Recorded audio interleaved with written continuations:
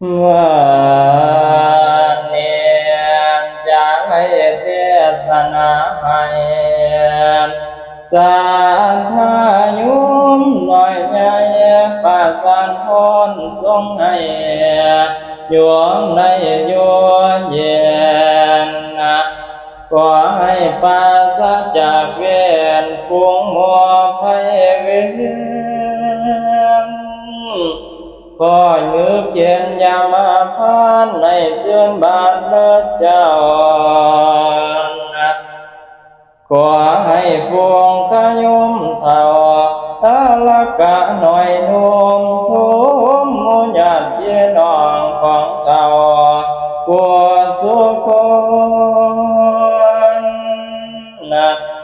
จงปาเสื่อมลดตอนบนเชียงอันตรายพยายามมีมาไกลทางหายเสียเสียโยมผู้ยินดีด้วยทำคอยผู้เจ็บเจ็บมาขอให้ดูลามได้โดยน้ำว่าลังมาฟวงพายันกองอายให้อายห่างฟวงขายุมทรงกำคำเทนสนาปังสามามุดเกียงโยมฟังเสียงของข้าอัตมหาผู้ที่เจนะขอให้บุญทรงโยสุเกินสุวิมานรวยที่กันสัทธาเจ้าฟูงขยุมมาฟังเทศขอให้วิเศษล้นกุศลโยทรงมาฟั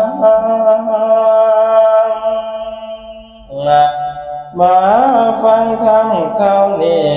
พุงสัตติน้อยอ่อนทั้งว่าเข้าแก่พร้อมทางหน่อยอ่อนขนม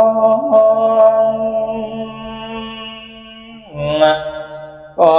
ให้พากันไล่อานิสงส์โยทรงให้ขายุมในโยสวรรค์น้ำกันมาฟังแล้วอยากฟังธรรมแถมต่อทั้งยุมแม่ยุมพ่ออยากฟังเทศนาเสียงฟังสำเนียงทั้งก่อนวัดอ่อนคอน้องเตยคอยบ่เคยเรือยุมเจ้าสามทายุมอย่าเฝ้าว่าพวกที่มาอยู่นี่ฟังแล้วอย่าก้าวกวนนี่แม่นเทียนล้วนบ่มีหมอนแก้มตาโลกบ่มีแนวสาธุเรื่องนิทานจะเว้ามีแต่เอาเสียงของตามน้องก่อนกะบอกมีแต่หมดอวยพรแดนสัทธาพี่น้องกล่าวนี้ให้อยู่ดีนางฟังเทศจังสิให้มีแต่เป็นบุญและโยมเด้อให้เป็นคนความดี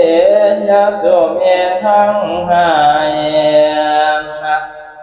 โยมฟังโยมทั้งหลายมาฟังเทศเจ้าหัวพ่อ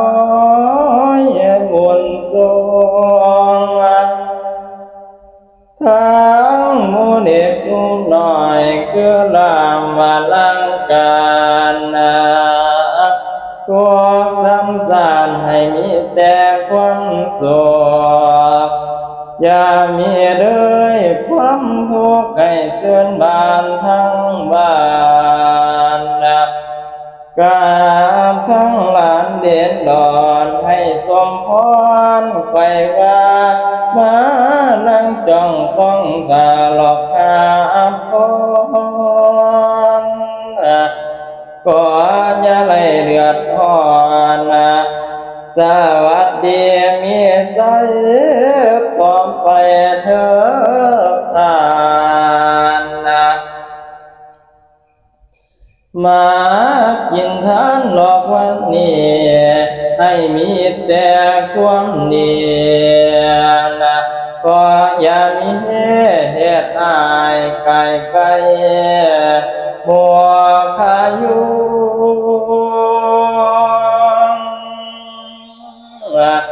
สางมาดีหลายเทียมสาธายุมซอยเสื่อนบ้านไฟไปเทียนอยู่บ้านเอือนบ่เห็นเป็นจังสีจังแม่นดีโยมฟังธรรมเมื่อดีรอดเต็มที่สาระปากันมายินดีส่วนบุญสิหนุนกามโยมฟังธรรมให้บุญหล่นกุศลนำสั่งจองบุญน้ำทรงห่องวิมานกว้างว่าพามกานั่นละนาสาธายุ